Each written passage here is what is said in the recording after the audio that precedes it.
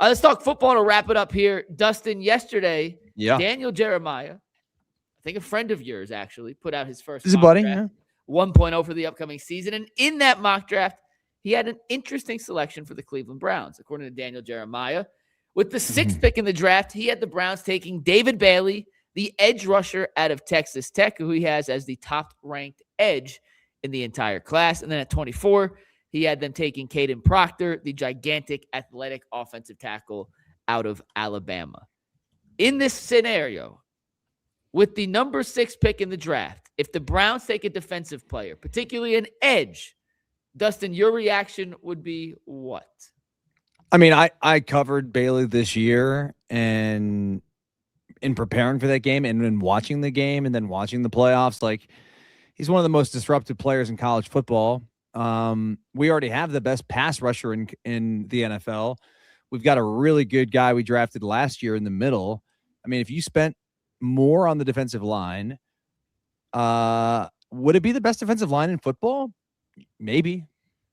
I mean, I don't know. The problem is, who he has the Browns taking at 24 is probably the position they need to go at 6.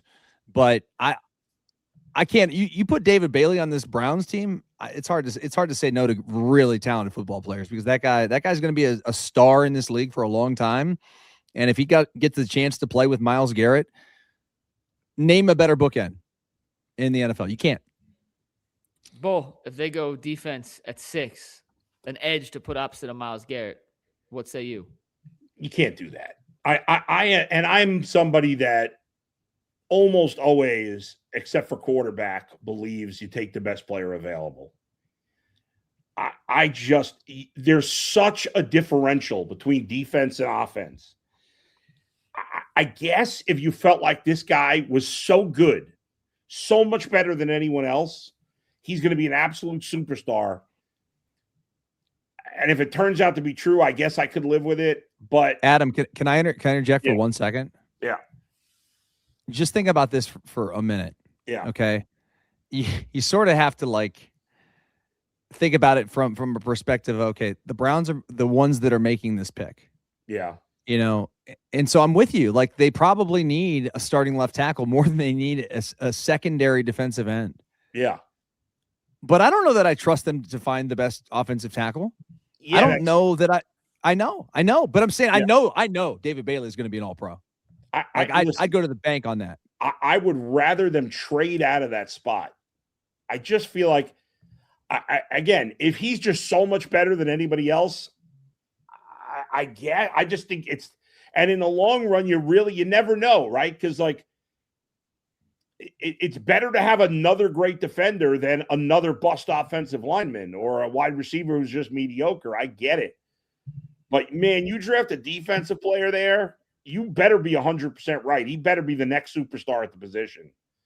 Because, I don't want them to draft a player. Like, if they don't think any of the offensive linemen or wide receivers are that good, I don't want them to draft. I'd rather them trade, though. And if he's that good and somebody's willing to trade up, then let somebody else take him and get more ammunition for later. Hey, by the way, David Bailey, Stanford graduate. Yeah. He's super good. Like, Dustin is correct. Go watch him play against Oregon. Go watch him play against Utah. I mean, he dominated. Watch him play against BYU. Watch him play against anybody. The game I did, I think he had 3 sacks. 14.5 sacks in college is ridiculous. That's crazy production. And it's just not the production. He's not just laying on piles or getting easy sacks. This guy is running guys down. The problem you have in this draft is this. The best prospects are at positions that you don't need. You could throw Ruben Bain in that mix too. Ruben Bain is a monster. He's going to be very good jumping off the cliff right now. Caleb Downs is another guy. Arvell Reese is another guy. Bailey. That's 4 guys right there on the defensive side of the ball. Sonny Styles, people is super high on. You take a look at those names, and that's 6-7 dudes in your top 10. Now, the Browns need a wide receiver. You got Jordan Tyson. You got Carnell Tate. Some people will say, are those individuals top 5, 6 potential guys. Now, I'll say this. Somebody going to have to take somebody at number 6. So it may be a reach somewhere for somebody, but, I mean, somebody going to go there. The problem is Maui Noga is a guy who he does play right tackle, but I think he's better off as a guard. Caden Proctor, I think he's a more athletic version of a guy that we already have. Like, he's a physical dude, but I don't know if he has the footwork. I would rather use him as a mauling guard. I don't think he's a left tackle or even a right tackle in the league. So that's another guy I would probably move to guard. So the positions you need are the positions that are questionable. So when you got questionable type things, these other picks are going to come up and sneak up. Now the goal is, maybe somebody else, if you're on the clock, there is a Bailey or a Caleb Downs or one of these other guys, and somebody is itching to get those guys, and they'll jump up and trade down. And trade down scenario would be most advantageous. But for me, it would be tough to pass on the positions of needs. But I'm going to just be honest with you. Like Dustin said, and Sean King has said this, these are places on the board where if you had Myles Garrett right now and somebody told you in 10 years, like that person's going to be Myles Garrett again, I'd take 2 Myles Garretts over. Hasn't helped them win, though. Hasn't helped them win. Not his fault, but it's better than a reach at a position where a tackle may not be the dude. I would go. He's not going to be Myles Garrett. Come on. I mean, let's not get carried away. If he was going to be Myles Garrett, he'd be the number 1 pick in this draft. Yeah. The number 2 pick at worst. Quarterback. Yeah. By the way, the Bills made it official on their Joe Brady hiring. Okay.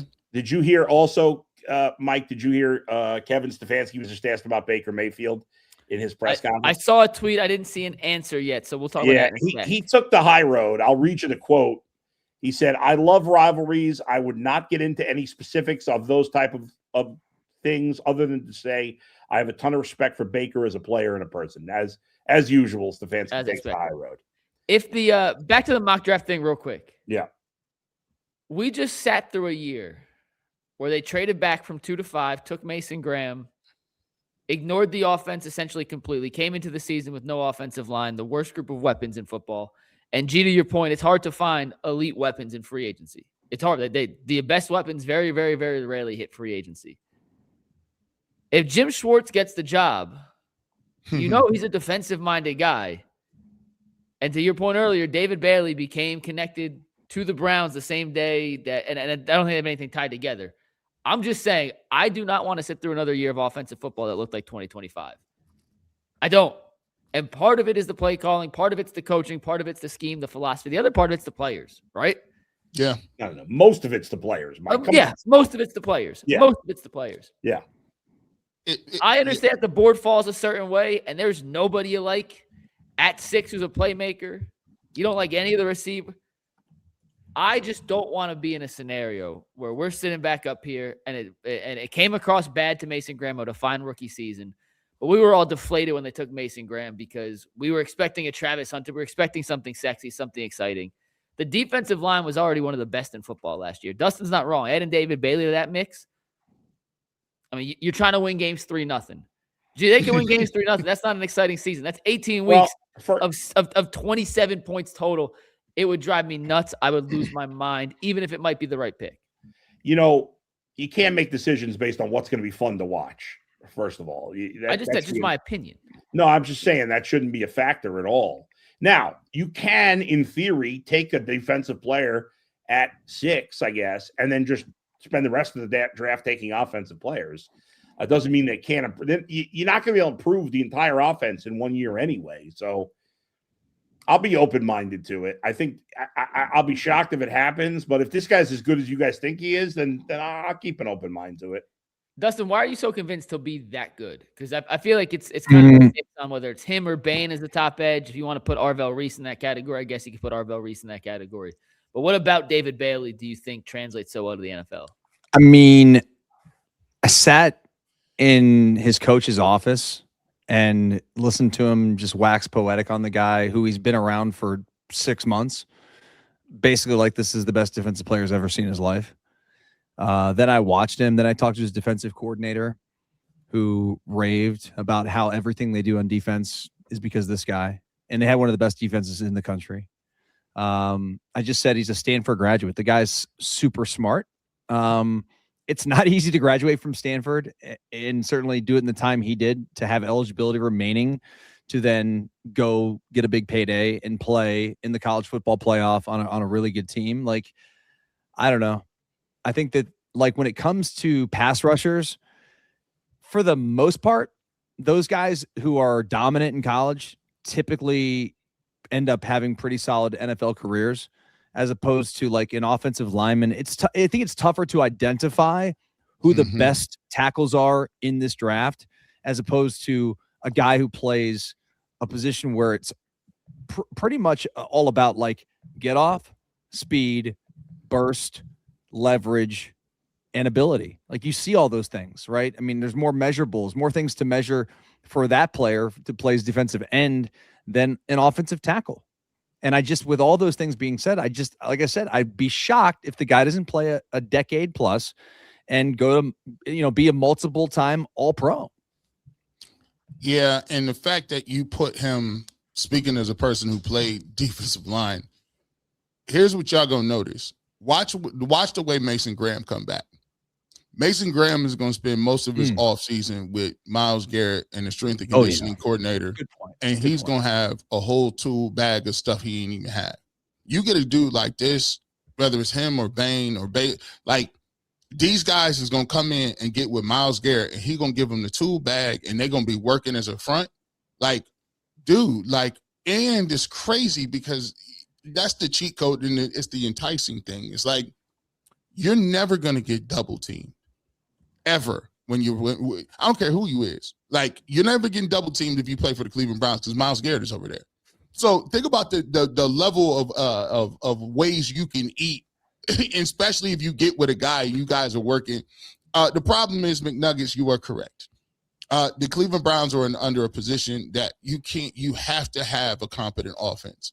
And if the tackle ain't there, I gotta go with the best available receiver, whether it's Carnell Tate or it's Jordan Tyson. And that gives me a floor that I can at least operate to give my quarterback an opportunity to at least be somewhat successful, right, in this upcoming season. So I don't know if it's trade back scenarios available, but I still would push towards going offensively.